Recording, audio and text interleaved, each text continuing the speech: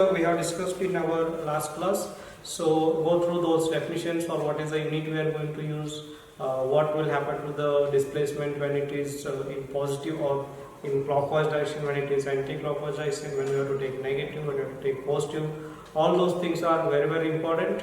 Now what I will do, I will use all those displacement, velocity, acceleration to write Newton's equations of motion. Okay, so we already know in case of translational motion or linear motion, the equations of motion v equals to u plus at or v square equals to u square plus 2as, like that. But how we can write these equations in case of what? In case of your angular or circular motion. Okay, so that we will see in case of translational motion.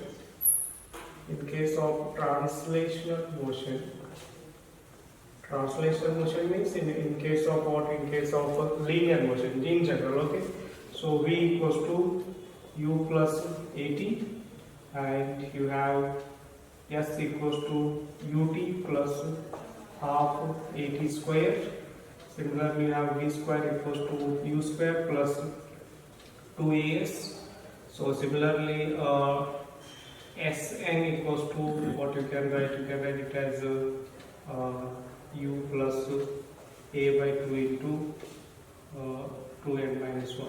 Okay, 2n minus 1. Okay, so these are the what? These are the equations of motion which we are usually using in case of what? In case of linear or translational motion. Okay, so here what will happen? We are using u, we are using v, we are using a, again we are using s. Okay, so what is this?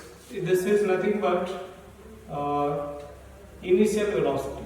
Okay, initial velocity. This is what? Final velocity.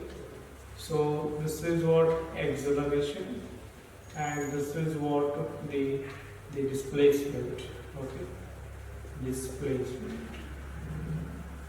So this is what in case of translational motion. Okay, if I want to change these equations to the what your circular motion, so what will happen in case of for circular motion? For circular motion, okay, or motion when the body is moving in the curved path or circular path. Okay, so what I will do is I will take initial velocity will become what?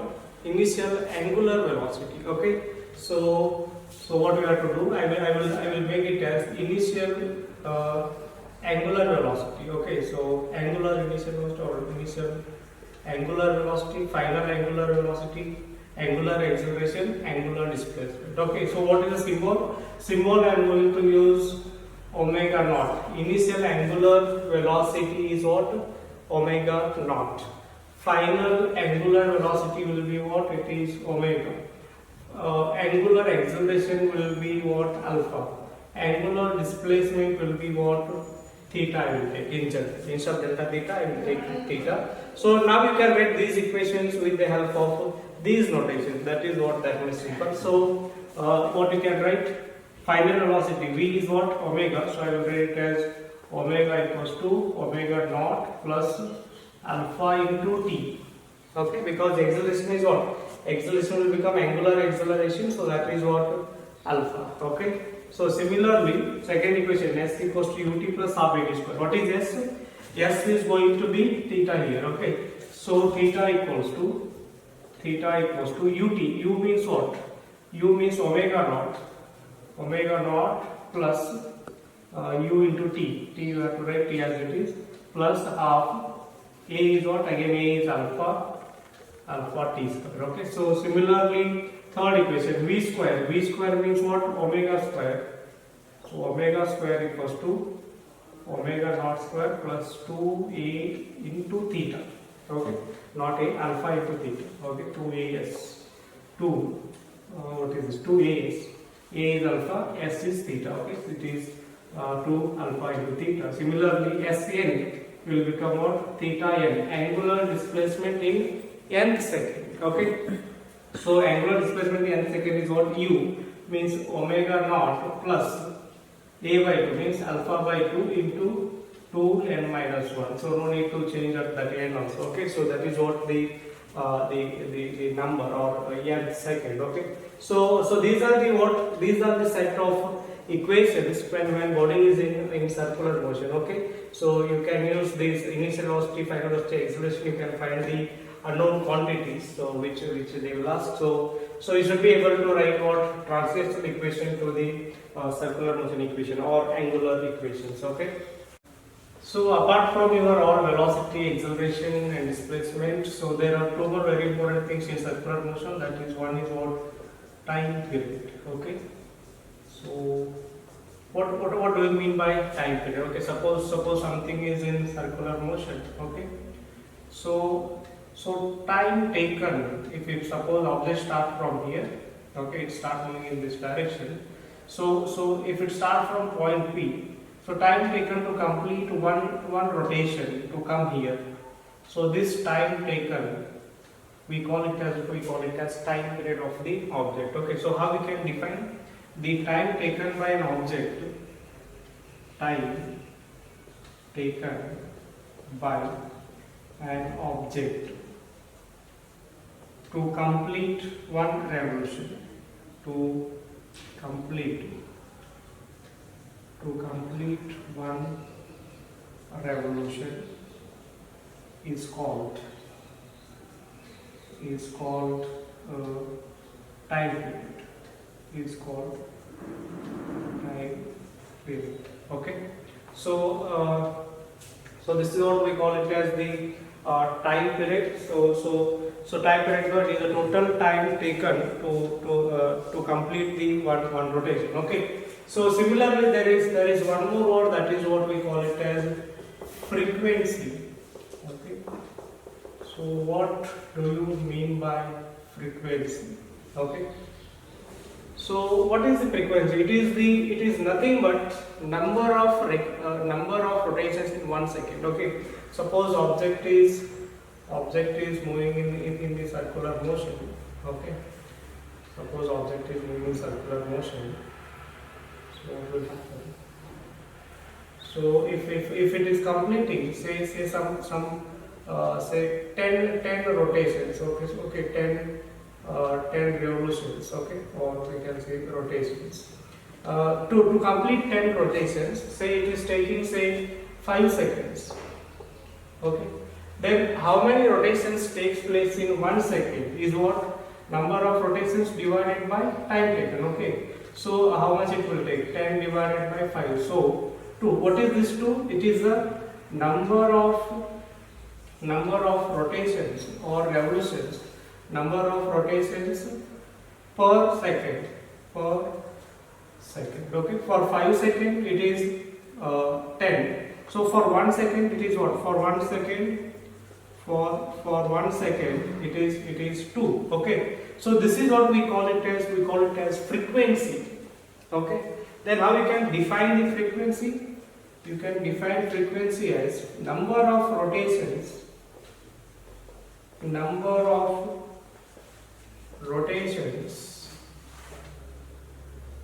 per second. Number of rotations per second is called frequency. You can denote it by F. Okay, so you can denote it by F. Okay, in your NCERT they are using the symbol mu also. Okay, so you may be confused with V and this one, so I am going to use F over here. Here it is what? Time period. Okay, then what is the relation between time period and what your frequency? Okay, so what is the relation between your time period and frequency? So relation between F and T. So what is the relation between F and T? This is the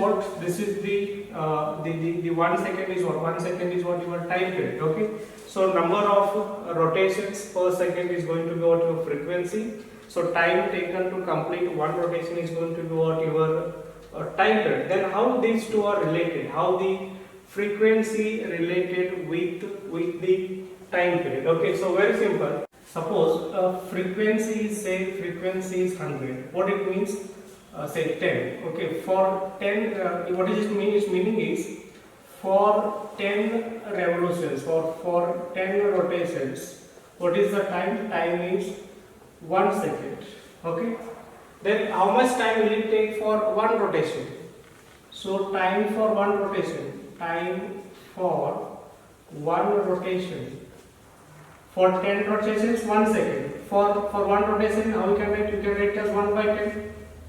Getting the point? For 10 rotation, 1 second. For one rotation, 1 divided by 10. You may get 0.1 second. Okay, so in 0.1 second, it will complete one rotation. Okay, so the time for one rotation is what? T. That is nothing but your time period. So 1 divided by what is this 10? This is 10 is nothing but your frequency. Okay, this is your frequency. So this is what relation between the time period and frequency. They are inversely related. F equals to 1 by T or T equals to 1 by F. Okay, so the time period unit is what? Its unit is second.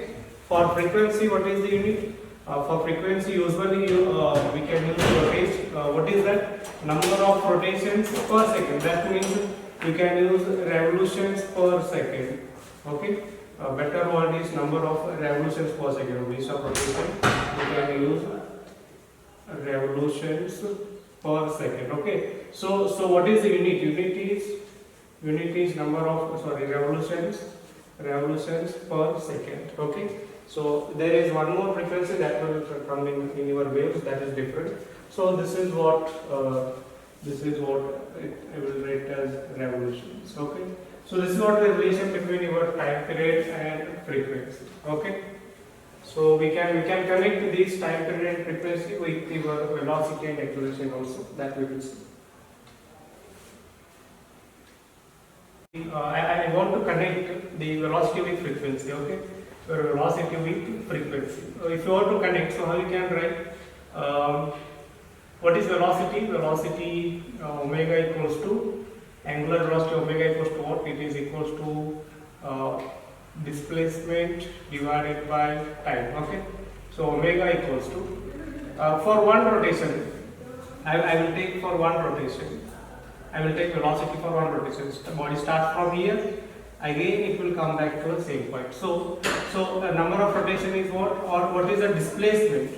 Displacement is going from here to here. So what is the angle for one rotation? Angle for one rotation is 360 degree. So 360 degree, or you can write it as 2 pi radian. 2 pi radian. This is what the displacement. What is time taken? The time taken to complete one rotation is what? It is nothing but time period. Time taken to complete one rotation is what your time period. So delta T is what? Capital T. Yes or no? What is capital T? Time period. Okay. So it is T second. Okay. So now can I write omega? So omega equals to what? Omega equals to delta theta. That is 2 pi.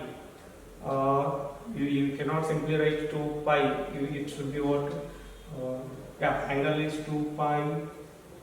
Alright. Divided by what? Divided by T. Okay. So what is this omega equals to 2 pi? I will take outside. What is this 1 by T? 1 by T is nothing but what? 1 by T is frequency, because 1 by T equals to what? F, or F equals to 1 by T. So I can write 2 pi into F. Okay. So omega equals to what? Omega equals to I will not connect the velocity with F. Okay, let it be velocity with F. Or don't get confused, angular velocity. Okay. So angular velocity. So omega equals to what? Omega equals to, we got it as 2 pi F. Remember, most of the time it will come for help. Okay. Or I can write omega equals to 2 pi by Tm. Okay. So these two formulas we are going to use in many cases. Okay. So now we'll see one more important thing, that is relation between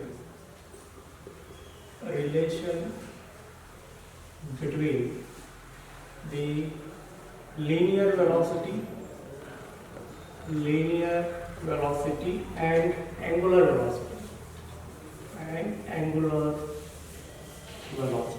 That is what? It is relation between V and omega. V and omega. How they are related? Okay. Suppose if I take R, a part of circle. So to move from here to here, say distance is S. So for that it will say, it will cover say some angle, say you can call it as about d theta or delta theta. Okay. So to move from here to here, it will say take time dt or delta t. Okay. So this is what the origin. So now if you want to write linear velocity, so how can you write? You can write v equals to distance traveled is what? S divided by time taken. You can take it as delta t. Okay. So if radius is r, if suppose radius is r, so how can you write the S? So arc length is equals to what? Arc length, if suppose this is theta, this is what S, so this was radius, so S equals to what? R into theta. S or arc length S equals to R into theta, but here it is what? Delta theta, so I will take delta theta. Okay. So now V equals to what you can write? You can write it as R, S is what? R into delta theta divided by delta t as it is. So V equals to R into delta theta divided by delta t. So V equals to R into, what is delta theta by delta t? It is nothing but omega. Displacement, angular displacement divided by time taken is what? Omega. So relation between V and omega is what? It is V equals to R omega. V equals to R omega, or simply write V equals to R omega. Okay. So very important relation between linear velocity and angular velocity. Okay. Similarly, I can write it for acceleration also. So what is acceleration? Acceleration is rate of change of velocity. That is what? dv by dt, or simply you can write delta v by delta t also.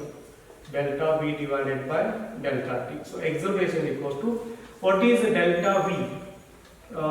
Delta I will write as it is. Delta I am writing as it is. Okay. So v, can I substitute r into omega? So r into omega, or you can take capital or small or whatever. So divided by delta t I will write as acceleration equals to, take r outside. So delta omega divided by delta t. What is this delta omega divided by delta t? That is nothing but your angular acceleration. Okay. So this angular acceleration is what? Alpha equals to delta omega divided by delta t. Change in angular velocity divided by change in time. Okay. So A equals to R into, can I make it as alpha? So this is what? This is what relation between acceleration and angular acceleration. Okay.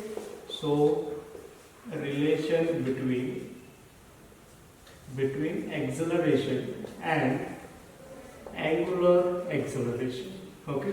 So this is what relation between acceleration and angular acceleration. Remember, this is tangential acceleration. Remember, this is what? Tangential acceleration. We know there are two accelerations, tangential acceleration. Okay. There is one more acceleration. What is that? Centripetal acceleration. That also I will write. For centripetal acceleration. So what is the formula? A equals to, you can write as A equals to V square divided by R. Okay. Or simply you can write small r also, no problem. What is V in terms of omega? V in terms of omega is what? This is what V in terms of omega. Okay. So I will write it as simply I will write as R into omega the square divided by R. So this will become R square omega square divided by R. So 1R will get cancelled. So A equals to R omega square. Okay. So this is what? This is the relation between acceleration and angular, your centripetal acceleration and angular what velocity. Okay, so if you substitute angular velocity again, omega equals to 2 pi f, so that will become what? That will become 2 pi 4 pi square f square into r. Okay, so that is what, if you substitute here omega equals to v equals to r into omega is what? Omega is 2 pi f. Okay, 2 pi f. So what will become? V equals to 2 pi r f. That will become omega v equals to 2 pi r into f. Okay, so similarly here if you substitute omega equals to r into omega is what? 2 pi f the whole square. So this will become what? This will become what you can say 4 pi square f square into r. Okay, so those all things that is what the modifications which you can done according to your requirements. So that is not required now. So these are the things. Remember, this is for what? Tangential. Alpha is what? Tangential acceleration. Remember, angular acceleration we are taking is, that is the tangential acceleration, not a centripetal acceleration. So these are the what? How the linear physical quantities are connecting with angular physical quantities. Okay, for NCERT example, so example number, say it is 4.10, example number 4.10, page number 81. Okay, so what they are saying, an insect trapped in a circular groove of radius 12 centimeter. Okay, there is a circular groove, so insect trapped in this one. Its radius is what? Its radius is they are saying, see, some 7 centimeter. Okay, 7 centimeter. So sorry, it's 12 centimeter. It is 12 centimeter. It completes 7 revolutions in 100 seconds. Okay, completes 7 revolutions in 100 seconds. Okay, so what they are asking is, what is angular speed and linear speed?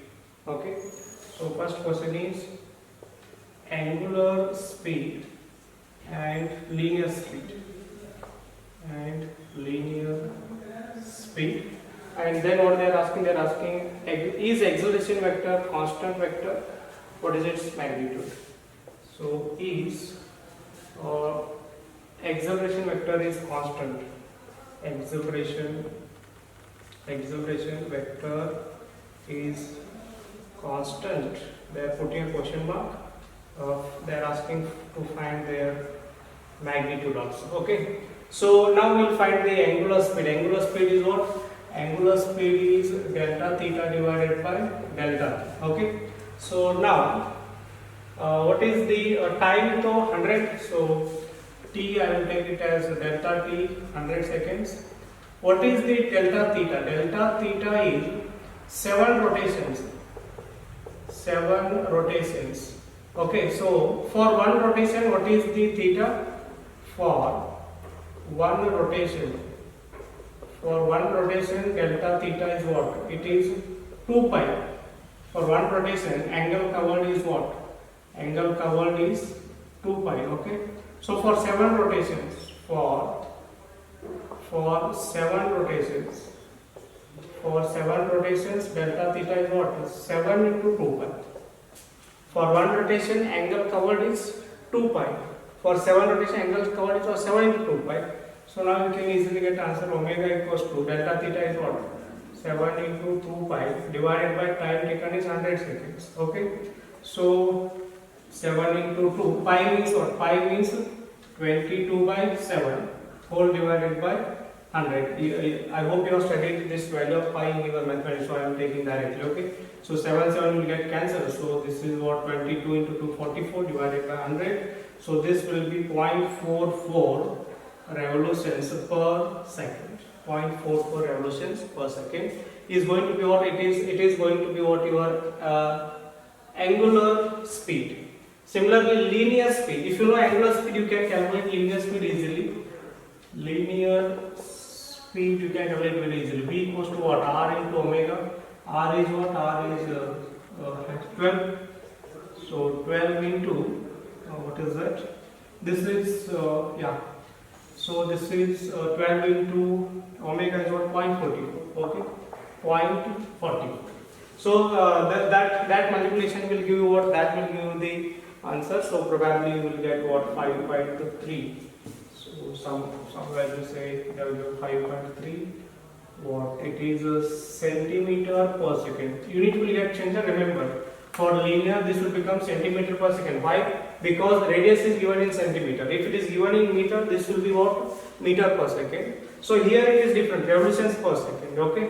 So these kind of things you have to remember. Okay. So what about second question? Second question is acceleration vector is constant or what? It has some sub question, that is they are asking, is acceleration constant or not? Okay. So if you talk about the acceleration, it is towards center, but always towards center, but direction is changing. Towards center, but direction is changing. Okay. So that is why you can say it is not constant vector. They are talking about what your what is that, the centripetal acceleration. Okay. So its magnitude is what? Centripetal acceleration is what you can say r omega square. Okay. So actually it is what? V square divided by r. So V is what? R square omega square divided by r. So r will get cancelled, r omega square. So r omega square A equals to, you can substitute value of r and omega, both are here. Value of r is also there, omega is also there. You can substitute, you will get the answers. Okay. So again do that one. We will see the main things in next class.